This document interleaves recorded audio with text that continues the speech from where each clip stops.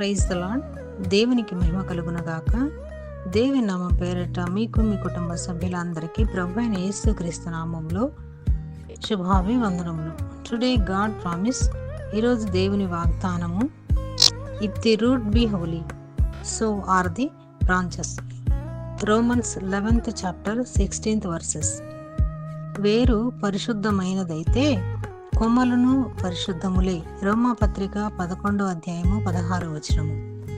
క్రీస్తునందు ప్రియ సహోదరి సహోదరులారా, పరిశుద్ధాత్మ వరాలు పొందుకోవాలి.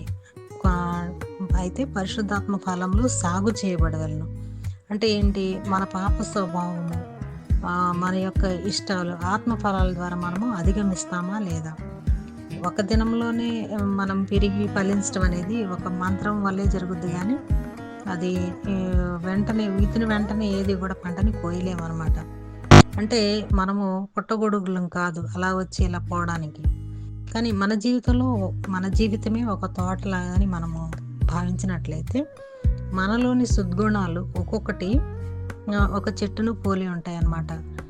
తోటను కాయటకు చాలా సహనం అవసరం. మరి మనం నిదానంగా క్రమంగా బైబిల్ ధ్యానం చేయటం, కలుపు మొక్కల్ని ఏరివేసి నీరు పెట్టేలాంటిది అనమాట. మనం ఎప్పుడైతే బైబిల్ చదువుతూ ఉంటామో క్రమం తప్పకుండా మనలో నుండి అపాపపు ఆలోచనలు, పాత స్వభావము, లోకానుసారమైన స్వభావం అన్నీ కూడా కొట్టుకుపోతూ ఉంటాయి అన్నమాట. మనం ఎలా ఉంటామంటే నీటి కాలువ ఎవరైనా నాటబడిన వారమై ఆకు వాడకు తన కాలం మందు ఫలమించే చెట్లు వలె ఉండాలని పరిశుద్ధాత్మ దేవుడు మనతో మాట్లాడుతున్నాడు. మరి మనం ఏమై ఉన్నామో, ఎలా ఉండాలో మనకి బైబిల్ గ్రంథం నేర్పిస్తుంది అనమాట.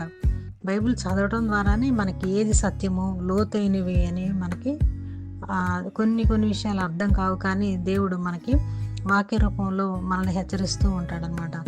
మనము యథార్థంగా ఉన్నామో లేదో, మన జీవితంలో దినదినమో మనం రూపాంతరం చెందుతూ ఉండాలి.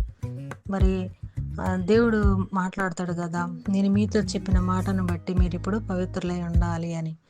అలాగే మనల్ని ఈలోక సంబంధమైన అలంకరణ కాదు కానీ పరిశుద్ధాత్మ అలంకారం ధరించుకోవాలని.